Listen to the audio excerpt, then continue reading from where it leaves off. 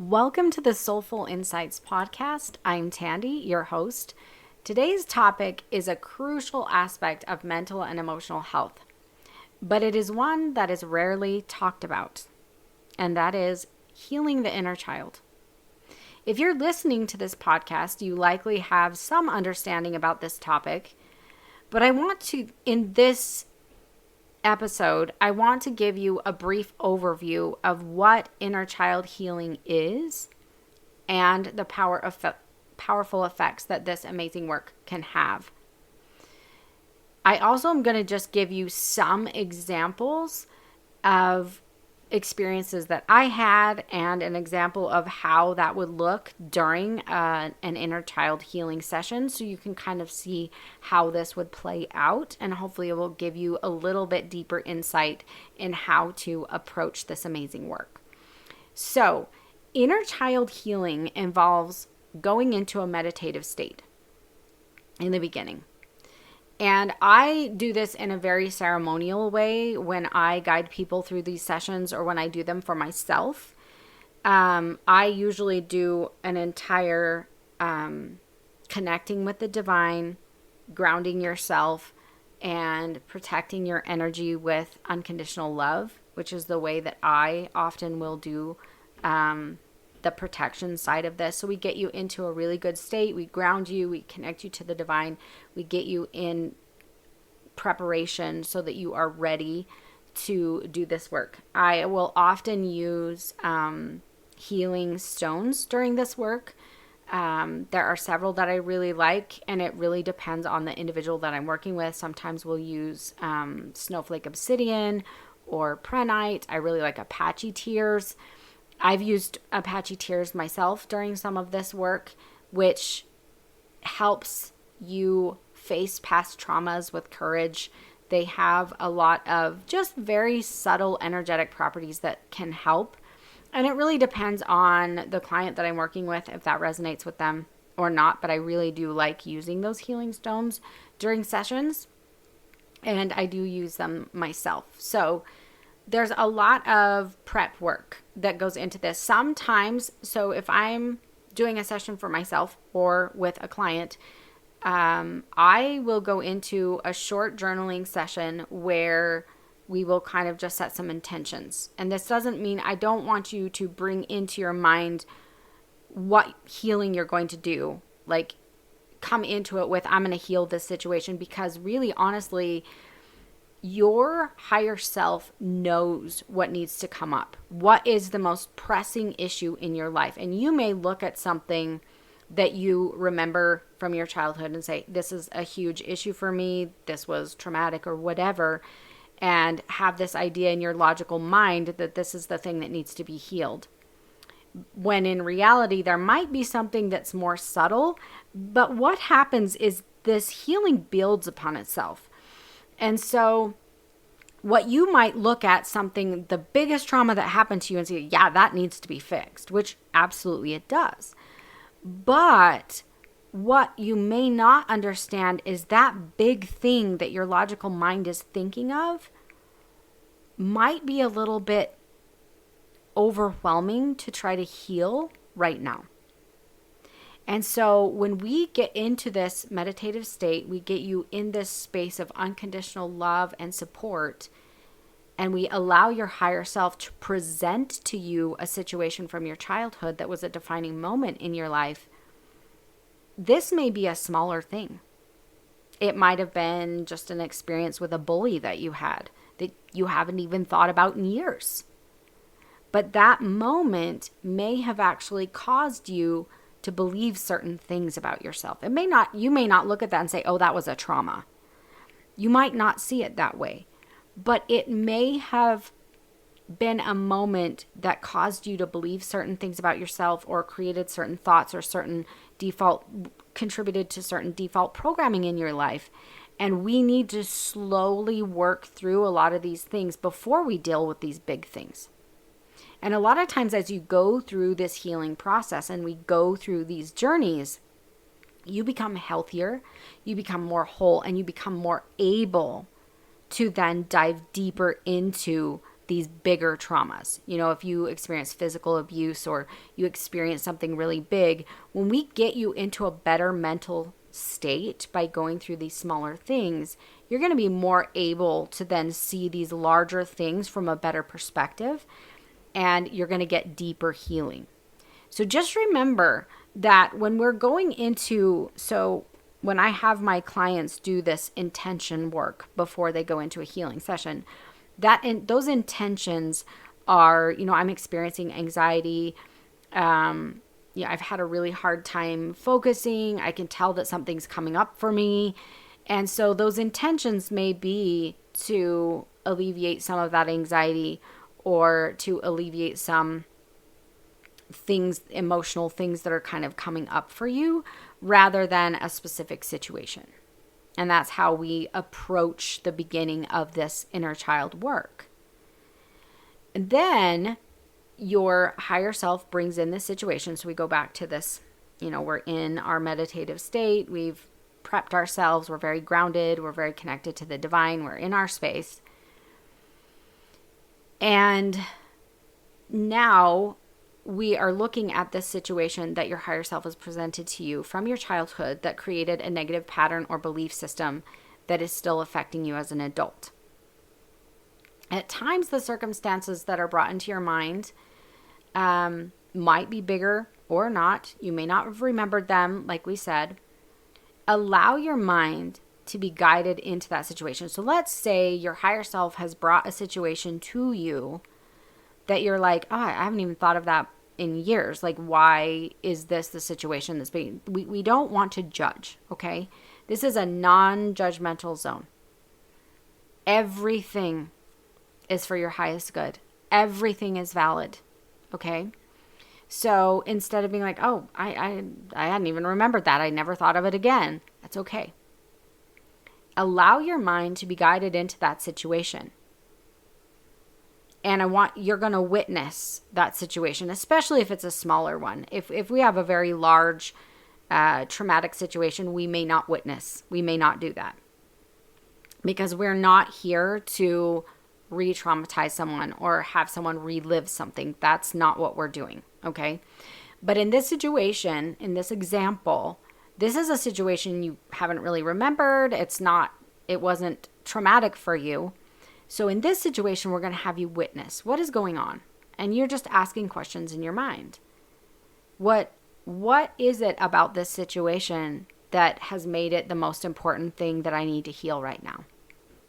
So you as an adult are witnessing your child self in this situation.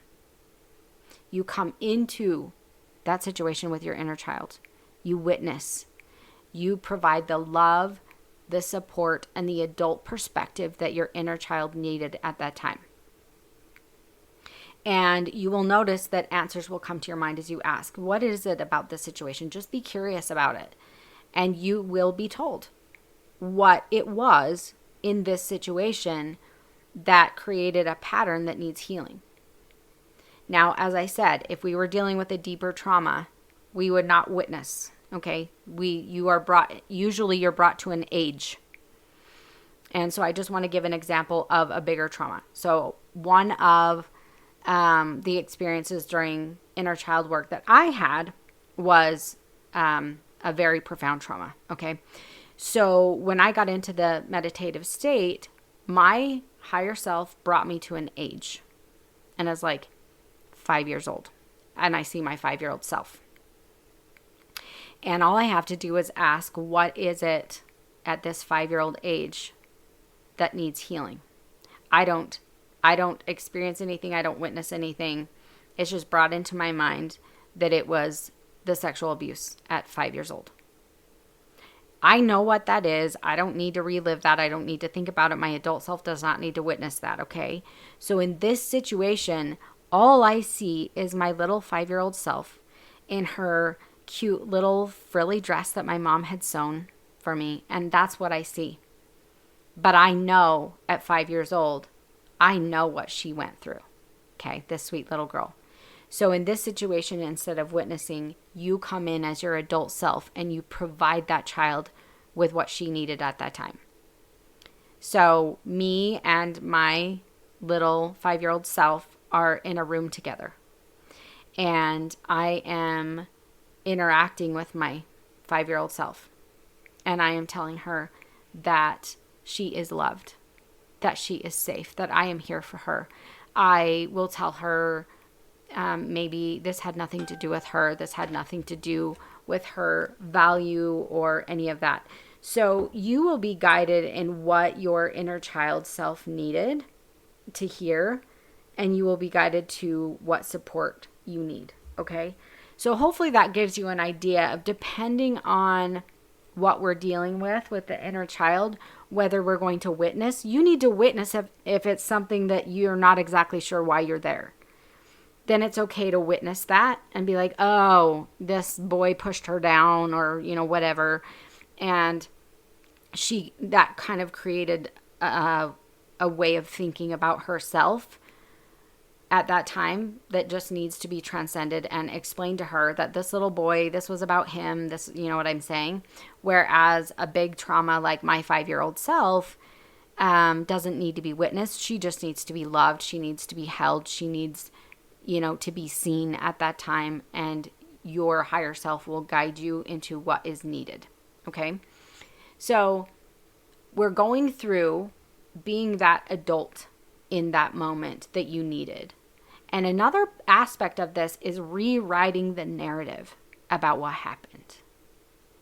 And that aspect of this is, a lot of times this child internalized a story about themselves based on what happened.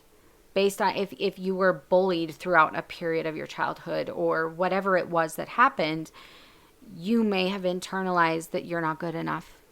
You may have internalized that there was something wrong with you, that you were bad. You may have internalized beliefs about yourself and thought patterns that have been carried with you throughout your life because of whatever the situation was. We're going to rewrite that narrative, because you as an adult, you know that situation had nothing to do with you. You know that you were an innocent child. Whether you were bullied, whether you were physically abused, whatever it was that happened, you know that you were sweet, that you were innocent, that you are valuable, that you are lovable, that you are an amazing, beautiful soul. And whatever it was that happened had nothing to do with you, and also had nothing to do with your worth or your value. And you need to help your child self understand those things.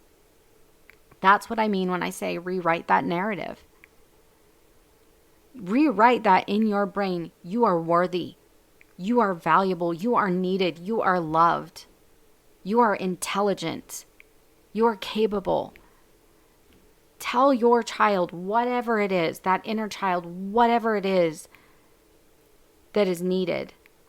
And then when you feel like that inner child has been held and seen, and you've provided all that child needed for that moment, then you embrace that child and infuse that inner child with unconditional love. All of the love that you can muster, that child needed. A lot of us as children didn't feel loved by the people around us. You, as your adult self, are loving that child. And when you will feel a release in that situation. And then we move into integration, where that inner child integrates with you, whole and healed. Okay, so that's just a very, very basic overview of basically how an inner child healing goes, how that works. So my first experience with inner child work, when I was in this meditative state, it was a single circumstance that was brought to my attention. Sometimes when we go through healing work, in an inner child healing, if it's smaller situations, a lot of times we may have one after the other for several times that are cleared, and then another one is brought into your mind, and then we move through. So that can happen. But in my first experience, it was a single circumstance that was brought to my mind. And I processed that for a full hour and a half. So I want you to be aware that this process should not be rushed, and you need to fully process for however long that needs to take. And so you definitely need to provide yourself time. If you are doing this inner child work yourself, you need to make sure that you plan the time. You plan the time to be alone, to be uninterrupted. And also, you need to plan time where you can allow these emotions to come out however they do. And sometimes it can become vocal. And so you need to allow yourself that space. This is not something that can be rushed. All of the emotions, the thoughts, the beliefs that you adopted due to this circumstance of what happened to you need to be felt, they need to be processed, and they need to be released. And it needs to take however long it takes. And depending on the situation and how big of a situation it is that you're working with, it could take longer or shorter. And we just don't know what's going to come up until we get in and see what comes up. And that's why you just need to have that time available. It's important to understand that emotions are energy in motion. They must move. And this is a huge issue with society today and throughout history. In fact, we suppress emotions. We numb them. They are considered unacceptable to be seen. If someone's crying in public, we're all uncomfortable and think they shouldn't be doing that. And so emotions get stuck.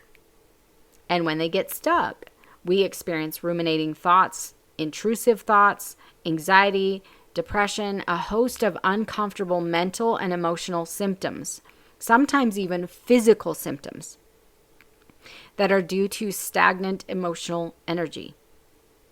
These emotions must move through you in order to heal. And this is absolutely an aspect of inner child work.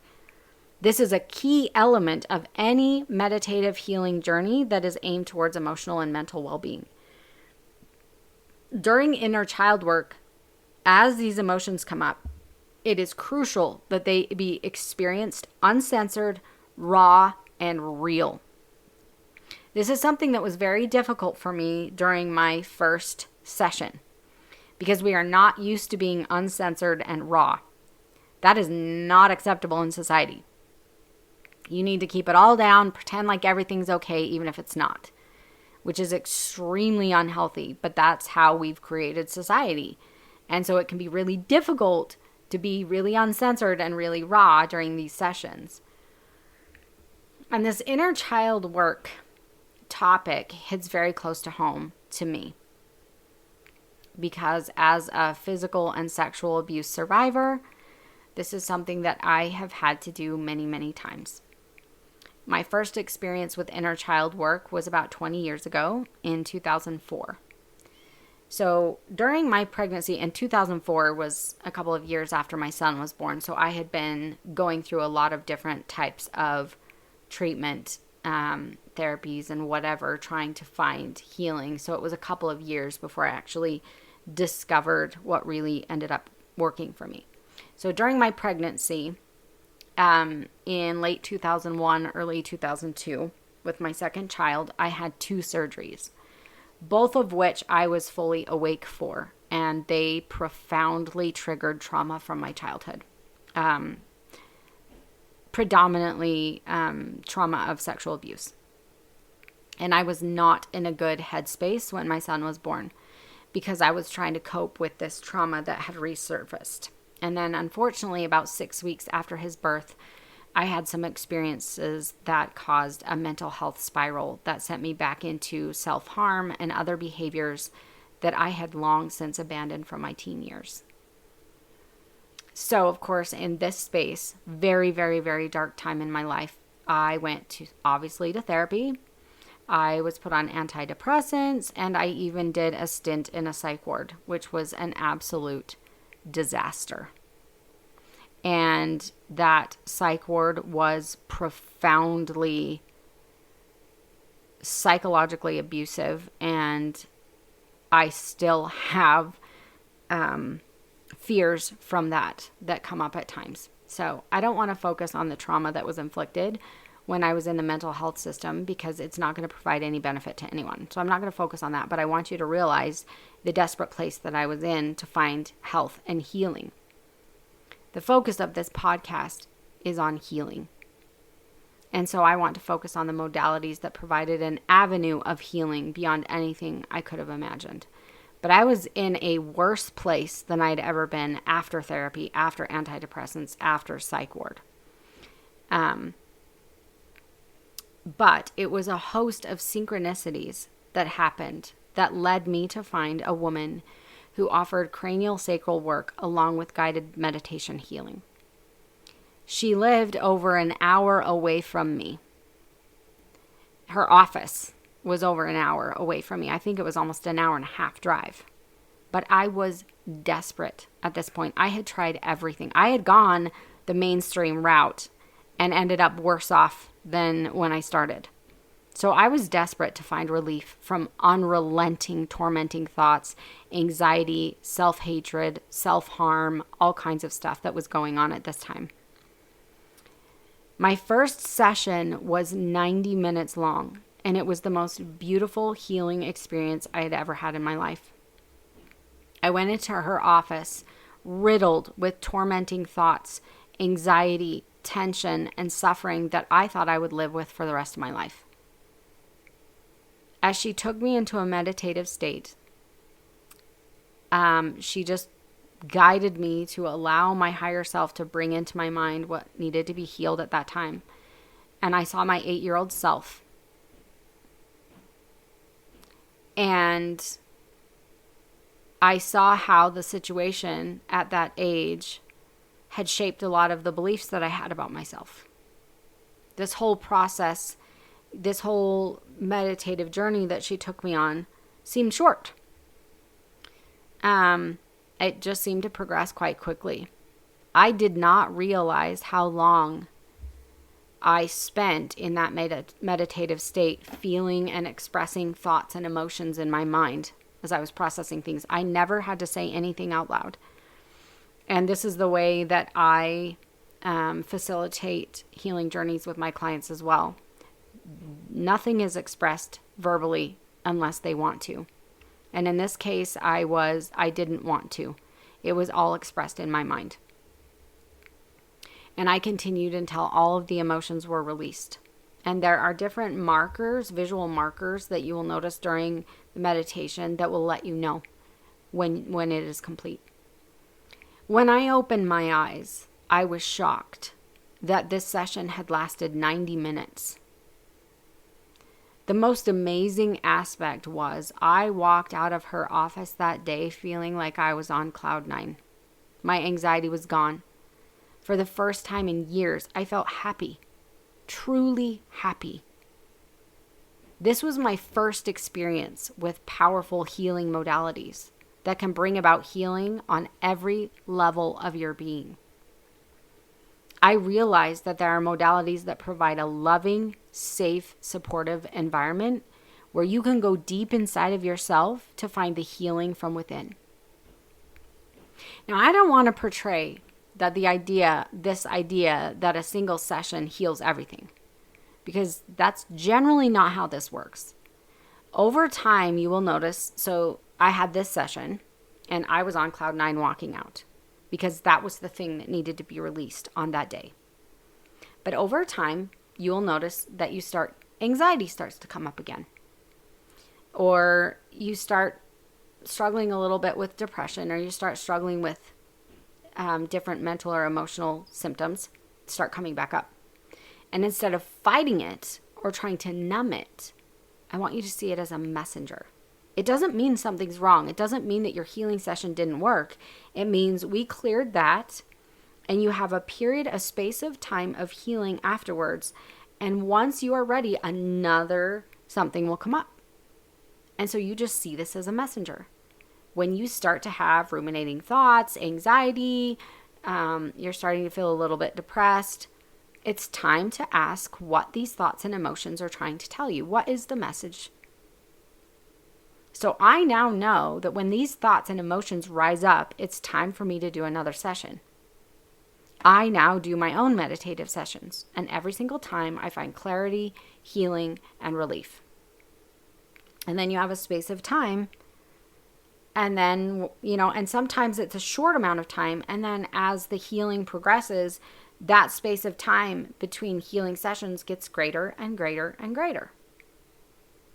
One aspect of inner child work that I think is crucial to healing in your adult life is rewriting the script. And what does that mean? Well, I want to give you an example. And this is, I'm going to keep this really surfacey because I don't want this podcast to be triggering to anyone. So I'm not going to be talking about, deep physical or sexual trauma or abuse or anything like that. So just realize this is a very surfacey experience that I had. Because I don't want this to get too heavy for anyone. My father has this belief that if you ever compliment someone, they'll stop trying to be a better person. And he actually believed that complimenting a child would spoil them and make them think that they were good enough and they don't need to try and they don't need to work harder or they don't need to practice. And so his method of parenting was to criticize everything. So you would keep trying to be better and better and better. And he thought he was going to make us be like these perfect people. The more he criticized us, the harder we would try and the better we would become. And he did this with everything. If he couldn't find anything wrong with my piano playing, he would tell me I played too loud. He would find something. And he also believed that work needed to be difficult and hard and it should take a long time and it should be painful, which also creates really toxic narratives around work. But we're not going to get into that today. One Saturday morning, when I was 8 years old, one of my Saturday chores was to clean the bathroom. And I was determined that I was going to scrub that bathroom so well that my dad would be proud of me. So I went in that bathroom, I turned on my favorite music, and I spent a long time just singing my little heart out and scrubbing that bathroom. And I was not in a hurry to do it. I made it fun. I was dancing around and twirling in the bathroom and singing and cleaning. And I shined that bathroom from top to bottom while singing my little heart out. Now remember, I'm 8 years old, okay? I'm not very old. Well, my dad didn't believe I was working hard because it sounded like I was having, quote, too much fun. I went to play at my friend's house when I finished, and I wasn't there for more than 5 minutes when her mom came into the room and told me my dad had called and said I had to go home. When I arrived home, my dad told me that he could tell that I did a rushed job, that I was just too excited to go to my friend's house and I did a terrible job. And he told me to clean the entire bathroom again. So you think, oh, okay. Well, I've told you I scrubbed that bathroom from top to bottom. But I was told to do it again. So I did. To make a long story short, this happened 6 times. 6 times I was called back to clean this bathroom.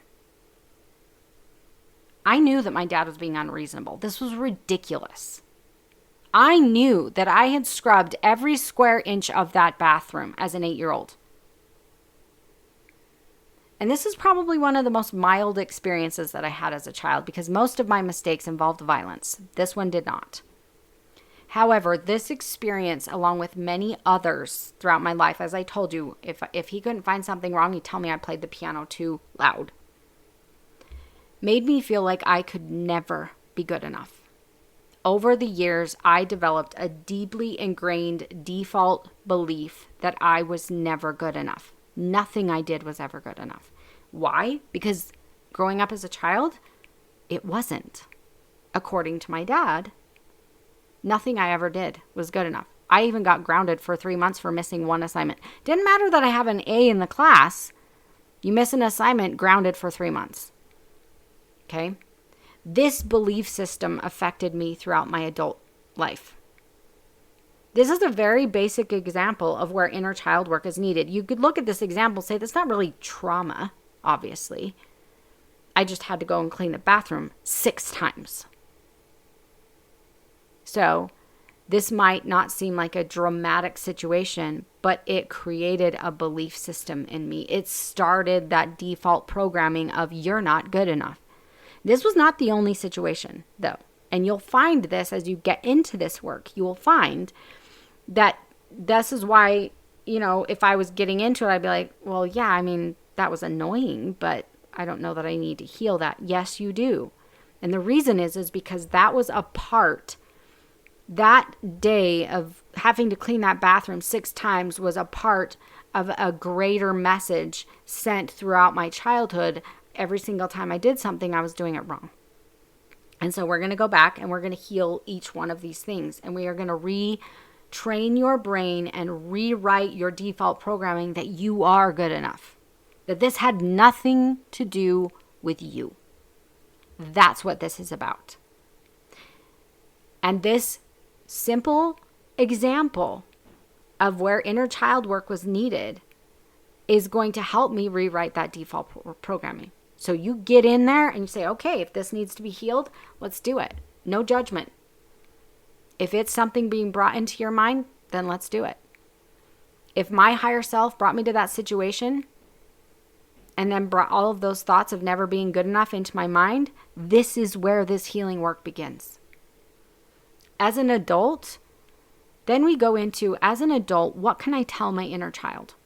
So now we see the situation. Okay, I see the situation. I understand what happened. What can I tell her? I would tell her she did a wonderful job cleaning that bathroom. She scrubbed it from top to bottom. She put her whole heart into it, and she was wonderful. I would tell her that it was a great idea to turn on music and make her chores fun and enjoyable. That's what we should do. We can make things fun and enjoyable. It was a great idea for her to do that. I would tell her all the things that she needed to hear that day. I would rewrite that story that she told herself that she wasn't good enough so that she could see the truth. She did an amazing job and that she will always be good enough. And that what happened that day was about her dad. It was about him not feeling good enough about himself. It was about him feeling like he failed all the time and he was trying to prevent her from failing, but he was doing it in a wrong way. And that this situation was about him and not about her worth. I would tell her whatever it was she needs to hear. Now, when you're in this space of your inner child healing, it will come to you. You will know what your inner child needs to know and needs to hear. It will be different for everyone. But you will be guided and you will know. In my healing journey, when I feel safe to do so, my adult self calls in the adult that harmed my inner child. Now, I want to make this very clear. I said, when I feel safe to do so. This is very important. If you've been through abuse, there may be times where the adult or individual who caused that harm, if you were to bring them in, it is just going to cause more trauma or cause more pain. Do not do this. Okay? Do not do this.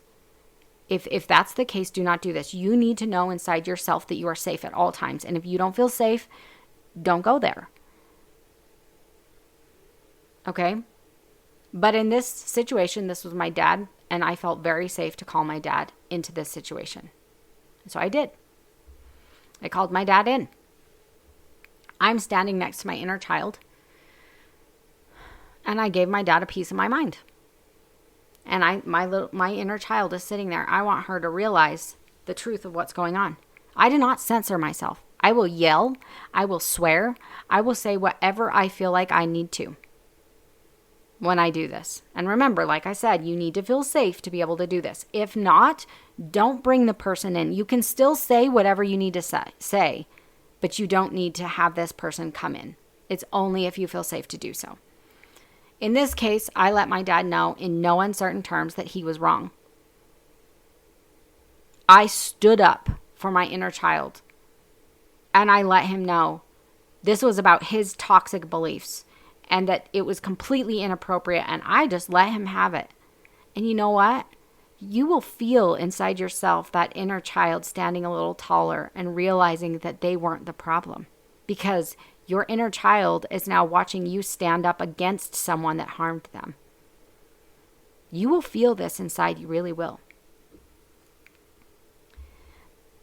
I stand up for my inner child against bullies and adults who harmed her. I let her know that I have her back and that nothing any of these adults or children, maybe if they were bullies, did had anything to do with her. And it has absolutely nothing to do with her worth or value. And I will let her know that, and I will say it as many times as I need to during these healing journeys. Because sometimes you need to hear it more than once. That's fine. I will keep telling her. When I feel inside that I've released the emotion, and there are different markers that I use when I guide people through these journeys. There's different markers that we will use that you can tell when the emotion has been moved and it's been released. And when that happens, I hug my inner child and I infuse her with all the love that I can give her. And when I feel that she's fully healed, that she feels that she has integrated the beliefs that she was good enough and that there was nothing wrong with her, then she integrates back with me. And I say, I am healed, I am safe, I am whole, 3 times. And sometimes at the end, when we're fully integrated and healed, you can also say, it is done, it is done, it is done. 3 times. Either way, whatever mantras resonate with you is totally fine. It's just a mantra that you say 3 times about you being healed in some way, whatever words work for you. But that's what I do. And this is just a basic overview synopsis of how I conduct inner child healing journeys for myself and for my clients. When I talk about emotions being energy in motion, remember we talked about that a little bit earlier in the podcast, I want you to understand that there are a variety of ways that emotion needs to move. And oftentimes it needs a voice. This is where a lot of us get really shy and hesitant. It needs a voice. Your pain, your hurt, your trauma needs a voice. You need to be heard. During these times, it is perfectly fine to scream into a pillow or to make any sound that naturally comes up for you. There have been times when I do these sessions myself where no one's home.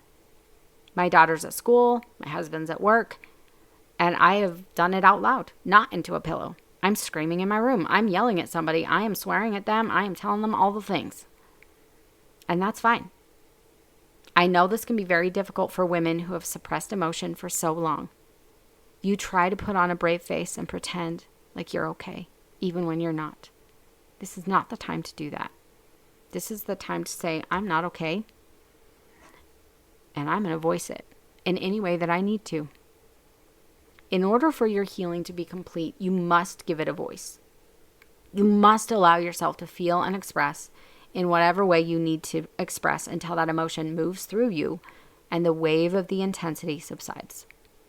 I cannot emphasize enough the power of the cathartic scream during meditative or breathwork healing sessions. And I've done this before. That cathartic scream. It is guttural, it is raw, and it sounds however it sounds. You can roar if you need to. Let it out. During inner child work, this vocalization is even more important. Because children who have experienced painful or traumatic events in their life generally felt powerless, unseen, and unheard. They were often too afraid to tell anyone what happened to them, or they felt that no one would validate the hurt that they felt inside. These children need a voice. And as you heal from this trauma, your adult self needs to come in and be the power that this child did not have. Your adult self needs to come in and take that power back in that situation. And then you see your child self. You validate that inner child's feelings and you express any emotion that needs to come up in any way. Roar, moan, scream. It doesn't matter. There is no right or wrong way to let that sound come out, to let it be felt, to let it be heard, to give it a voice. There's no right or wrong way to give it a voice.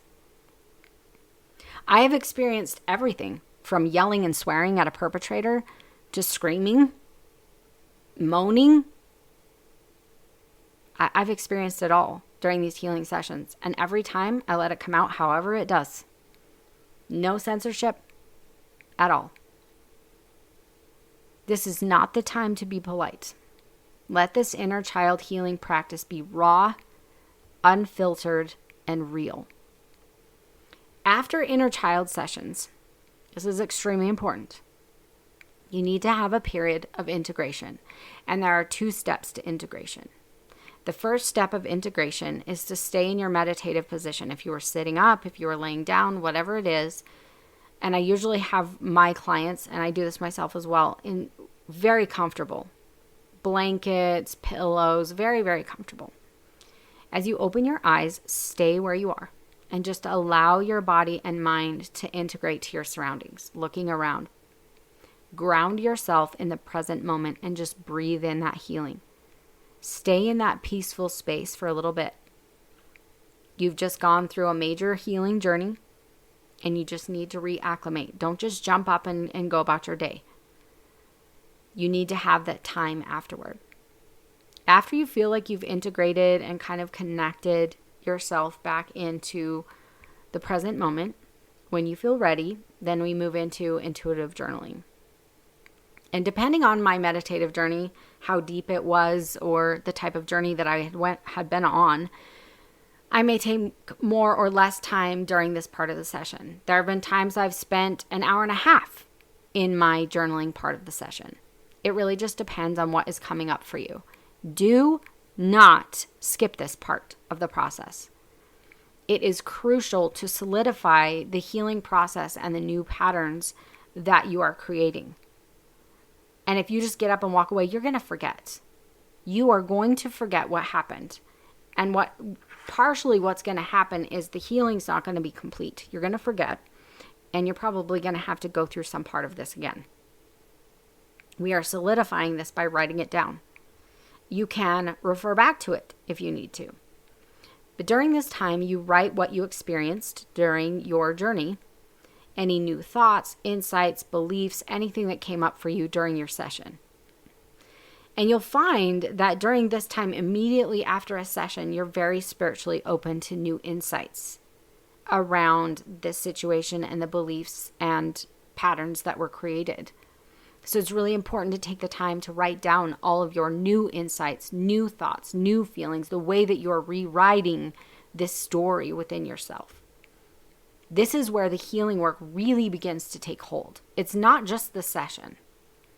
This is the aspect of the journey where the healing is then integrated into you and begins to affect how you show up in your life. So this part of the session can last 15 minutes. It can last 2 hours. It's lasted all of those and everything in between. So make sure you give yourself ample time to really go deep intuitively, to receive the healing messages that you need, and to really integrate and begin to embody those messages into your life. So the next part of this is after you go back into your daily life, you need to embody this new healed version of you. You embody that version of you. You show up in that way. You start thinking in your mind every single day about how you are worthy. You are enough. You embody those messages that you were given, and you use those messages as affirmations throughout your life, reminding yourself. It doesn't have to be super formal. Just reminding yourself of the messages you received throughout the next week or two to really solidify embodying this healed version of yourself. So generally, if it's just a very basic session that I'm doing, meditative session, my journaling is usually shorter. Generally, for me, my longer journaling sessions are usually after a psychedelic journey where, there was either, I did do sessions of prescribed ketamine journeys or another substance that is legal where I live. I just want to be very clear, make sure that you're using substances that are legal where you are. So if you're doing an ayahuasca journey, obviously you're probably going to be outside of the United States. And those are generally things that people, when you feel called to work with plant medicine, that medicine will call you. Ketamine, I would say, I generally prefer plant medicine, but plant medicine is a little bit more tricky. There are some that are legal. They're just not well known, so it's harder to find out about, or you have to leave the country for. And so ketamine is a lot more accessible because when it's prescribed, there's a lot of companies that do this. When it's prescribed, it can even be covered by HSAs, stuff like that. And so it's a little bit more accessible. And so I have worked with that as well. But if you have felt called, it can be a very beautiful experience to work with a plant medicine or something like that. And it does really, really well with inner child healing as well. You'll find that when you begin seeking for true healing, your soul will guide you to the modalities that are needed through every step of your healing journey. And sometimes you will feel that call.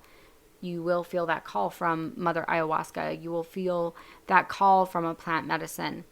And every healing journey is unique to the individual. My healing journey was unique to me, and it has been very beautiful. And so I hope that this overview of inner child work has given you some insights to help you along your healing journey.